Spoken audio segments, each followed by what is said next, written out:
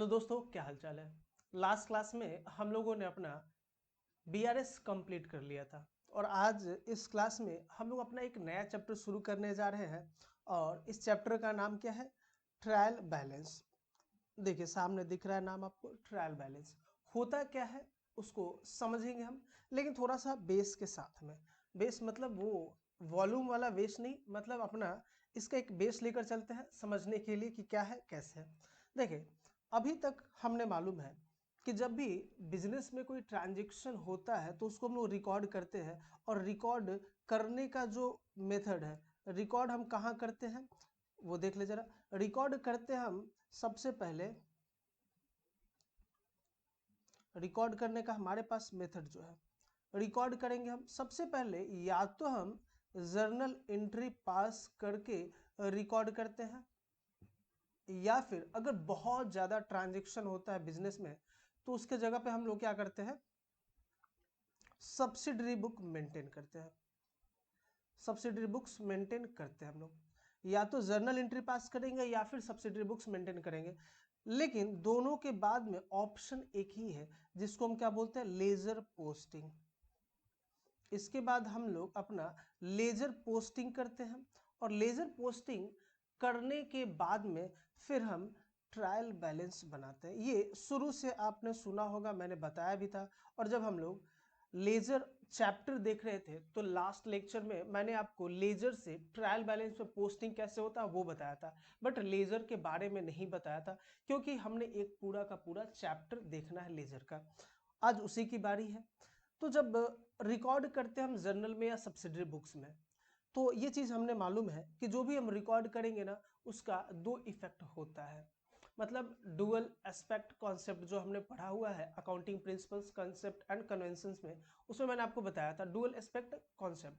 मतलब उसमें क्या था कि कोई भी जो एंट्री होता है उसका दो जगह इफेक्ट होता है सेम अमाउंट से, एक डेबिट होगा दूसरा क्रेडिट होगा। अब जो भी लेजर अकाउंट हमने बनाया, जो भी लेजर अकाउंट हम बना रहे हैं, लेजर बनाने पे क्या होता है वो देखिए। इधर आपका डेबिट होता है, इधर आपका क्रेडिट होता है। यहाँ हम 2 लिखते हैं और यहाँ बाई लिखते हैं। सपोज दैट कि यहाँ पे बाई में मेरे पास 10,000 है और इधर 12,000 है। एट द एंड जब इसको हम बैलेंस करते हैं तो बैलेंस करते समय एक चीज़ क्या, बैलेंस करते समय क्या होता है, यहाँ पे भी इक्वल अमाउंट आना चाहिए, कितना, 12,000 रुपीज। लेकिन ये चूंकि 2,000 से कम है तो हम लोग यहाँ पे क्या डालते हैं, by balance C D carry down, कितना, 2,000 रुपए। और इस बैलेंस को हम क्या बोलेंगे, जो बैलेंस यहाँ पे हमने डाला, ये डाला है हमने क्रेडिट साइड में, लेकिन किसके वजह से आया, तो डेबिट में ज्यादा था ना, तो उसी को कंपनसेट या फिर उसको इक्विवेलेंट करने के लिए, बैलेंस करने के लिए हमने यहाँ पे डाला है। तो इसको हम लोग क्या बोलते हैं, debit balance,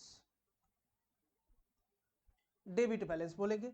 in the same way अगर कोई किसी अकाउंट में, अगर किसी अकाउंट में क्रेडिट साइड ज्यादा है, क्रेडिट साइड ज्यादा है और डेबिट साइड कम है, सपोज दैट कि इधर 12,000 था और इधर 10,000 था, इक्वल करने के लिए हमने यहाँ पे लिखा टू बैलेंस सी डी, कितने से, 2,000 रुपए से, और दोनों साइड का बैलेंस इक्वल हो गया 12,000 12,000।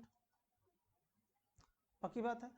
अब यहाँ पे जो अमाउंट हमने लिखा है ये 2,000, ये किसके वजह से आया, ये ज्यादा था इसके वजह से यहाँ आया, है डेबिट साइड में, फिर भी हम इसको क्या बोलेंगे, क्रेडिट बैलेंस। लेकिन कुछ अकाउंट्स ऐसे भी होते हैं, सपोज दैट कि एक डेटर का अकाउंट है, डेटर का जो अकाउंट है इसमें हमने डेटर को सेल किया तो हमने डाल दिया टू सेल और अमाउंट डाल दिया लेट से 1,000 रुपीज। लेकिन एट द एंड हमारा फाइनेंशियल ईयर क्लोज होने से पहले डेटर ने पैसा दे दिया, और तो हमने यहाँ पे क्या लिखा, बाई कैश 1,000 रुपए, और इसका जो अकाउंट था ये यहाँ पे क्या हो गया, बैलेंस होकर, और बैलेंस कितना बचा, कुछ नहीं, ये जीरो हो गया। ये अकाउंट है। तो देखिए जो भी अकाउंट हमारे पास लेजर बनाते हैं, यहाँ पे हम लोग बैलेंसिंग करते हैं। बैलेंसिंग करने के बाद में हर लेजर अकाउंट का कुछ ना कुछ बैलेंस आता है या फिर वो बिल्कुल नील हो जाता है। तो जो भी लेजर अकाउंट का जो बैलेंस आएगा हमारे पास, ये जो बैलेंस है या तो डेबिट बैलेंस होगा या फिर क्रेडिट बैलेंस होगा। अगर डेबिट बैलेंस है तो क्या और क्रेडिट बैलेंस है तो क्या। अब इन्हीं बैलेंसेस को हम उठाकर अब हम क्या बनाएंगे, एक स्टेटमेंट तैयार करते, एक रिपोर्ट तैयार करते हैं। क्या बोला मैंने, एक रिपोर्ट तैयार करते हैं जिसमें हमारे पास जितने भी लेजर अकाउंट्स थे ना, सारे लेजर अकाउंट्स के जो बैलेंसेस है, इस रिपोर्ट में हम क्या डालते हैं, summary of all ledger accounts, summary of all ledger accounts।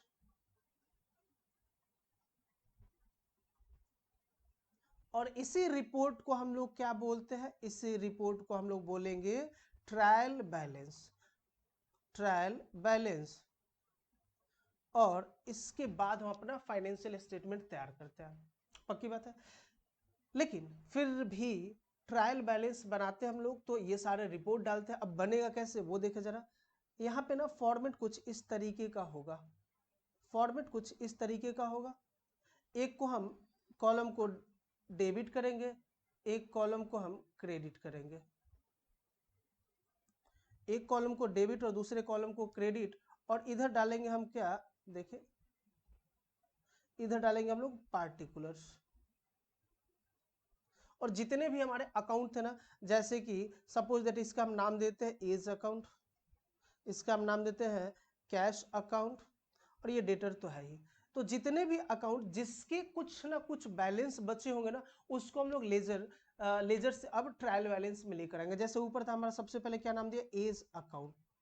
अगर इसका बैलेंस मैंने कहा कि डेबिट है, तो डेबिट कॉलम में जो अमाउंट था बैलेंस का ना, वो डाल दो 2000 रुपए। उसी तरीके से कैश का अकाउंट था और क्रेडिट था, तो डाल दो आप क्रेडिट साइड में 2000। जबकि ये होता नहीं है, मैंने समझाने के लिए सिर्फ बोला है। Cash account generally debit balance होता है क्योंकि हमारे लिए एसेट है, और एसेट का बैलेंस जनरली डेबिट होता है, ये बहुत पहले मैंने आपको बताया हुआ है। डेटर का अकाउंट ऑलरेडी बैलेंस्ड है, कुछ उसका बैलेंस बचा ही नहीं है, तो नहीं बचा ना, तो हम डेटर को यहाँ नहीं लाएंगे, सिंपल हम छोड़ देंगे वहीं पर, वो खत्म हो चुका कहानी उसका। और इसी स्टेटमेंट को अब यहाँ पर हम इसको इक्वल करेंगे, दोनों का बैलेंस ना सेम आएगा। देखे जरा, ये भी 2000, ये भी 2000, सेम आएगा। अब जो भी लेजर पोस्टिंग हमने किया वहां से फिर हम कहाँ लेकर आएंगे, उनके बैलेंसेस को ट्रायल बैलेंस में, और इसका दोनों साइड इक्वल होगा। अगर इक्वल हो रहा है मतलब एग्री कर रहा है, इक्वल हो रहा है, तो इसका मतलब है जनरली जो मतलब है कि हमने अपने अकाउंट को तरीके से मेंटेन किया है। लेकिन इसका मतलब ये नहीं है कि हमारे अकाउंट में कोई गलतियां नहीं है। हमारे अकाउंट में गलतियां हो सकता है, देखेंगे अभी जब लिमिटेशन हम देखेंगे ट्रायल बैलेंस का। तो फिलहाल देखे जरा, इतना करने के बावजूद बेचारा trial balance is not a part of books of accounts. क्या है, trial balance is not a part of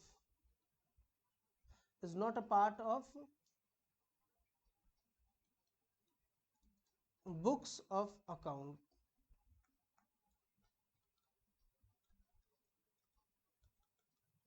It is a report which shows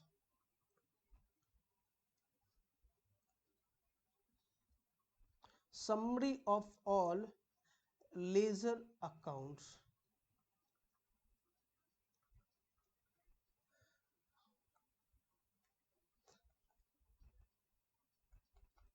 It works as a link between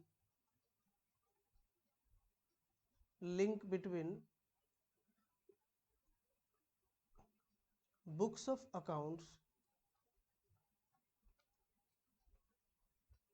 It works as a link between books of accounts and balance sheet.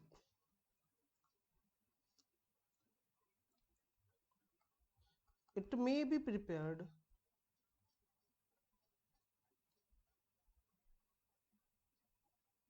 Eight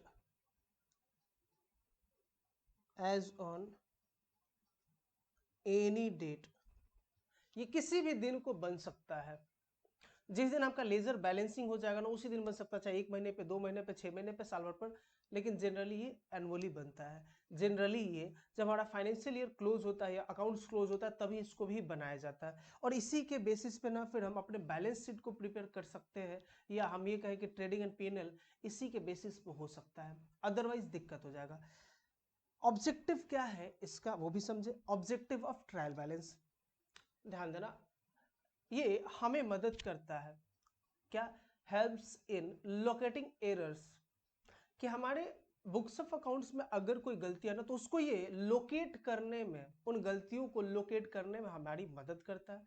दूसरा, helps in preparing financial statement, financial statement या ये कहे final account तैयार करने में हमारी मदद करता है। ये आपको दिखाता है क्या, एक्यूरेसी चेक कराता है, क्या, अर्थमेटिकल एक्यूरेसी। मैंने कहा अभी कि दोनों साइड अगर इक्वल नहीं होते ना तो इसका मतलब कि कहीं ना कहीं कुछ कमियां हैं, कुछ गलत है, तो अर्थमेटिकल एक्यूरेसी इससे हमारा पता चलता है। ये सारी चीजें ये कहीं ना कहीं परफॉर्म करता है। ये शो करता है आपको list of all ledger accounts, लेकिन इसके कुछ लिमिटेशंस भी हैं, जैसे कि कुछ ऐसे भी गलतियां होती हैं जो कि ट्रायल बैलेंस फाइंड आउट नहीं कर पाता, डिटेक्ट नहीं कर पाता है। जैसे कि इसको हम लोग क्या बोलते हैं, limitation of trial balance, limitations of trial balance, कि कुछ लिमिटेशंस है इसके, क्या,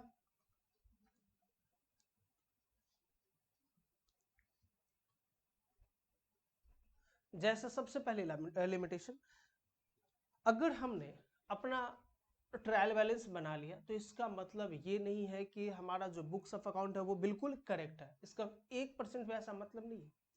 हो सकता है बहुत ऐसी गलतियां ऐसी भी है जो कि ट्रायल बैलेंस में पकड़ में ही नहीं आता है, पकड़ में नहीं आएगा, तो फिर हम उस समय क्या करें। ऐसे कौन कौन सी गलतियां हैं जो ऐसा ट्रायल बैलेंस में पकड़ में नहीं आता, जैसे कि हम बात कर रहे हैं सबसे पहले एरर ऑफ प्रिंसिपल्स,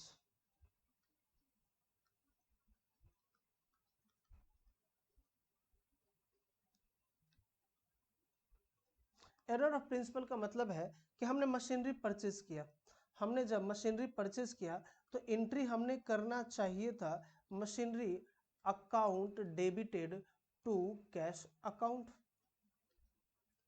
लेकिन गलती से हमने एंट्री क्या कर डाला कि purchase account debit to cash account.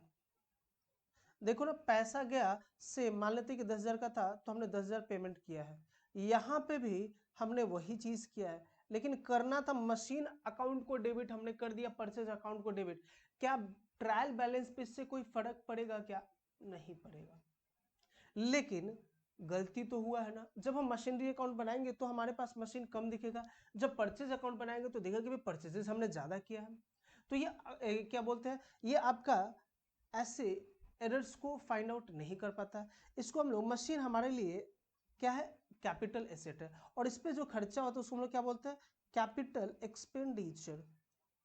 Purchase क्या है, रेवेन्यू एक्सपेंडिचर है, लेकिन हमने गलती क्या किया, इसको हमने नोट कर लिया है, परचेज ऑफ मशीनरी को हमने रिकॉर्ड कर लिया एज अ रेवेन्यू एक्सपेंडिचर, तो ये गलत है। दूसरा देखें, कंपनसेटिंग एरर्स, ऐसे एरर्स जो कि कंपनसेट हो जाते हैं। जैसे एग्जाम्पल के लिए समझे, सपोज दैट मैंने मशीन खरीद परचेज किया, देखे परचेज किया तो हमने एंट्री करा purchase account debited to cash account to creditor account. हमने 2,000 का परचेज किया है सामान, और कैश में पेमेंट किया 500 और उधार लगाया 1,500 का, ठीक है, बिल्कुल सही चीज है। ये डेबिट हो गया और ये दोनों मिलकर क्रेडिट होगा, लेकिन दोनों साइड बैलेंस तो सेम है ना।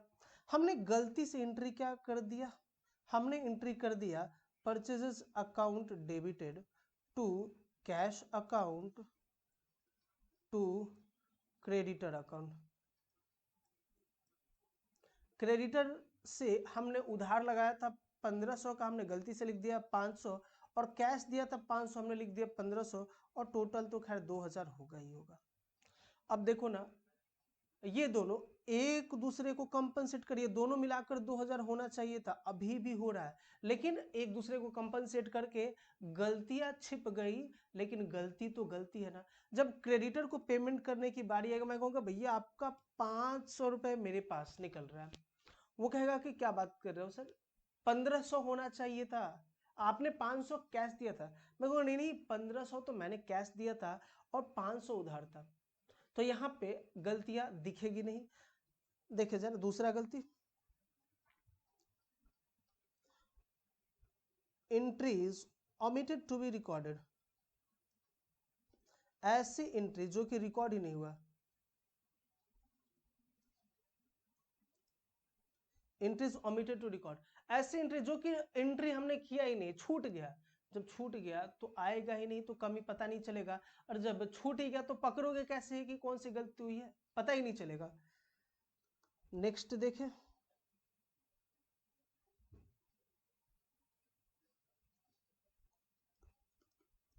एंट्रीज मेड ट्वाइस, दो बार एक ही एंट्री हो गया। परचेज का एंट्री ये वाला ना जो सही वाला है, इसी को मैंने 2 बार कर दिया, कहीं पता नहीं चल पाएगा। तो ये सब क्या लिमिटेशन है, कमियां है ट्रायल बैलेंस की, पक्की बात है। अब देखिए ट्रायल बैलेंस में कुछ चीजें ट्रायल बैलेंस के अंदर होता है, कुछ चीजें ट्रायल बैलेंस के बाहर होता है। हम आज बात करेंगे सिर्फ स्टॉक की। आपने नाम सुना होगा स्टॉक, हाँ जी। स्टॉक का मतलब क्या होता है पहले समझे, मतलब कि हमने जो सामान परचेज किया है, हमने परचेज किया सामान किस चीज के लिए, हमने परचेज किया सामान रीसेल के लिए, रीसेल करने के लिए हमने परचेज किया था, पक्की बात है। हमने परचेज किया 10,000 का और 8,000 का रीसेल किया, अभी भी मेरे पास स्टॉक बचा है कितने का, 2,000 का माल बचा हुआ है, जिसको हम क्या बोलेंगे, स्टॉक। ट्रायल बैलेंस में स्टॉक हमारे लिए एसेट है, इसका भी अकाउंट बनेगा। तो ट्रायल बैलेंस में हम अगर दोनों दिखाए, परचेजेस भी दिखाए स्टॉक भी दिखाए ना, तो गलती हो जाएगी, दिक्कत हो जाएगा। अब देखिए अभी एक और चीज, हमारे पास जो भी लेजर अकाउंट का बैलेंस है, मैंने कहा कि या तो डेबिट होगा या क्रेडिट होगा, और वो हम ट्रायल बैलेंस में रिकॉर्ड करेंगे। आपने देखा होगा जो क्लोजिंग स्टॉक है, इसका रिकॉर्ड 2 तरीके से होगा, या तो विद इन ट्रायल बैलेंस होगा, ट्रायल बैलेंस के अंदर होगा, या फिर outside trial balance, trial balance के बाहर होगा। दोनों का क्या मतलब है, अगर ट्रायल बैलेंस के अंदर है तो क्या मतलब है, बाहर है तो क्या मतलब, बाहर है तो फिर इसकी एंट्री 2 जगह होगी, कहाँ कहाँ, एक तो आपके ट्रेडिंग अकाउंट में, किधर, credit side of trading account, दूसरा कहाँ पे होगा, asset side of balance sheet, in the asset side of balance sheet, balance sheet के एसेट साइड में क्या होगा, दिखेगा। अगर ऐसा है तो ये सिर्फ और सिर्फ बैलेंस शीट में ही दिखेगा, कहाँ दिखेगा वो आपको समझ में आ गया होगा, एसेट साइड में। सिंपल है। ये क्यों, ऐसा क्या मतलब है, देखे जो अभी मैंने आपको बताया भाई, ये 2000 जो बचा है ये कहीं ना कहीं परचेजेस में से ही बचा है ना, ये कहीं ना कहीं परचेजेस में से ही बचा है। मैं बोलूँ कि मैंने परचेज किया 10,000 का और मेरे पास अभी स्टॉक भी है 2,000 का, यानी कि टोटल 12,000, भाई गलत तो हो गया ना। अगर आपने स्टॉक दिखा दिया मतलब कि आप अपने परचेज को कम करो ना, आप अब दिखाओ परचेज को कि 8,000, कि 8,000 का परचेज किया, 2,000 का स्टॉक अब 10,000 का था, आप गलत यानी कि 2,000 का डिफरेंस क्रिएट कर रहे हो। तो ऐसे प्रॉब्लम्स को, मतलब अगर कहने का मतलब ये है कि ट्रायल बैलेंस में अगर हम देखिए, यहाँ जो हमने ट्रायल बैलेंस बनाया, तो ट्रायल बैलेंस में अगर हम दोनों चीजें डाल दें, ट्रायल बैलेंस में हम परचेजेस भी डाल रहे हैं, हम यहाँ पे डाल रहे हैं परचेजेस, कितना 10,000 रुपये डेबिट साइड में आएगा। और फिर हम स्टॉक भी डाल रहे हैं, कितना 2,000 रुपये। तो ये डबल इफेक्ट क्रिएट कर रहा है। डबल इफेक्ट यहाँ पे ये है कि हमारा जो फिगर है वो 2 बार बढ़ेगा। ये होना चाहिए था सिर्फ 10,000, हो गया 12,000। यहाँ पे हो सकता है, लेकिन आप एडजस्ट करके दिखाओ ना। आप एडजस्टमेंट कैसे करोगे, आप परचेज को कम कर दो, और कम करने के लिए एंट्री क्या करेंगे भाई, रिवर्स एंट्री। तो हम कर देंगे स्टॉक अकाउंट डेबिटेड 2000 से टू क्या, परचेज अकाउंट। अब हम कह सकते हैं कि भाई देखो ना, परचेज पहले से था डेबिट में कितना 10,000 रुपये, क्रेडिट में कितना हो गया 2,000 रुपये, यानी कि इन टोटलिटी डेबिट में हमारे पास कितना होना चाहिए था 8,000, तो हम 8,000 का दिखाएंगे। और स्टॉक आप दिखा दो 2,000 का, कोई दिक्कत नहीं है। लेकिन अगर एडजस्टमेंट नहीं हुआ है, यहाँ पे हो गया, तो अब हम क्या करेंगे, सिर्फ एक कोई फिगर दिखाएंगे। अगर हम यहाँ पे 10,000 दिखा रहे हैं तो मतलब कि ये एडजस्टेड है। अगर दोनों दिखा रहे हैं तो मतलब क्या है, एक दिखा रहे हैं तो मतलब इसमें जो आपका जो स्टॉक है वो शामिल है, और दोनों दिखा रहे हैं मतलब कि हमने एडजस्ट करके तब दिखाया है, कि पहले इसको हमने कम कर दिया है, उसके अपने वैल्यू पर लेकर आ गए हैं, स्टॉक को छोड़ के तब दिखाया है। ठीक है, तो ये यहाँ चीजें हैं। और जब बाहर रहता है, ये वाली बात जो हम कर रहे थे कि आउटसाइड द ट्रायल बैलेंस रहता है, तो इसको हम लोग कहाँ भेजते हैं, credit side of trading account. हम ट्रेडिंग अकाउंट में दिखाते हैं कहाँ पे, जब उस दिन मैंने आपको क्लोजिंग एंट्री सिखाया था, कब, जब हमने सब्सिडरी बुक्स में जर्नल प्रॉपर देख रहे थे, तो मैंने आपको बताया था क्लोजिंग एंट्री। उस समय मैंने आपको बताया था कि क्लोजिंग स्टॉक को हम लोग कहाँ लेकर जाते हैं, ट्रायल बैलेंस के क्रेडिट साइड में। तो हम एंट्री क्या पास करते हैं, जो ट्रायल बैलेंस क्रेडिट हो रहा है तो हम उसको कर देते हैं credit to, sorry trading account credit हो रहा है तो हम करते हैं ट्रेडिंग अकाउंट क्रेडिटेड, और ऊपर क्या, क्लोजिंग स्टॉक अकाउंट डेबिटेड। अब इसका मतलब क्या है कि क्लोजिंग स्टॉक हमारे ट्रेडिंग अकाउंट में दिखेगा और ये बैलेंस शीट में भी दिखेगा, सिंपल है। तो ये कॉन्सेप्ट था आपका स्टॉक का, जिसमें अक्सर बच्चे कंफ्यूज्ड रहते हैं। मतलब कि अगर आपके ट्रायल बैलेंस के बाहर दिया गया है, क्वेश्चन में आपको दे देगा ट्रायल बैलेंस, और आपका जो स्टॉक जनरली ट्रायल बैलेंस के बाद एडजस्टमेंट में ही मिलेगा। हम जब पढ़ेंगे ना फाइनल अकाउंट, तो वहाँ बहुत ऐसे क्वेश्चन मिलेंगे, तो उसमें हम क्या करेंगे, जब बाहर दिया होगा आउटसाइड द ट्रायल बैलेंस, तो इसको हम दोनों जगह रिकॉर्ड करेंगे। लेकिन अंदर दिया होगा ना, तो हम परचेज को ऑलरेडी कम कर चुके हैं, तो फिर हम क्या करेंगे, ट्रेडिंग अकाउंट में भी इसको नहीं दिखाएंगे, सिर्फ परचेजेस दिखाएंगे, स्टॉक नहीं दिखाएंगे। उम्मीद करता हूं कि चीजें अभी तक जो मैंने आपको बताया वो क्लियर हुआ होगा। अब देखिए आगे, मैंने कहा कि भाई ये परफेक्ट नहीं रहता है ट्रायल बैलेंस, बहुत सारे एरर्स यहाँ पर आते रहते हैं, तो हमें अपने बुक्स ऑफ अकाउंट्स को एरर फ्री बनाना होता है, गलती मुक्त करना होता है, ताकि ये जो हमारा बैलेंस शीट है या जो हमारा स्टेटमेंट है वो fair, true and fair view दे सके, true and fair view disclose कर सके, क्या करे, इसका डिस्क्लोजर हो सके। पक्की बात है। लेकिन ये कब होगा, जब हम इन गलतियों को दूर करेंगे। तो जो एरर्स होते हैं उनको दूर करने के लिए हम एक चैप्टर पढ़ेंगे, क्या, rectification of errors, rectification of errors. और वहां पे आपको बताया जाएगा कि गलतियां कितने तरीके के होते हैं, कितने कब कब इनको क्या करना है, रेक्टिफाई करना, किस तरीके से रेक्टिफाई करना, वो सब हम वहीं पे सीखेंगे। क्लियर है। तो आई डोंट थिंक कि अभी कोई दिक्कत रहा होगा आपको। क्या क्या गलतियां हैं वो सब हम आगे देखेंगे। आज के क्लास में सिर्फ हम थ्योरेटिकल कॉन्सेप्ट रखते हैं, अगली क्लास में हम प्रैक्टिकल क्वेश्चन लेकर आएंगे, आपके साथ डिस्कस करेंगे। तो मिलते हैं फिर नेक्स्ट क्लास में। Thank you very much.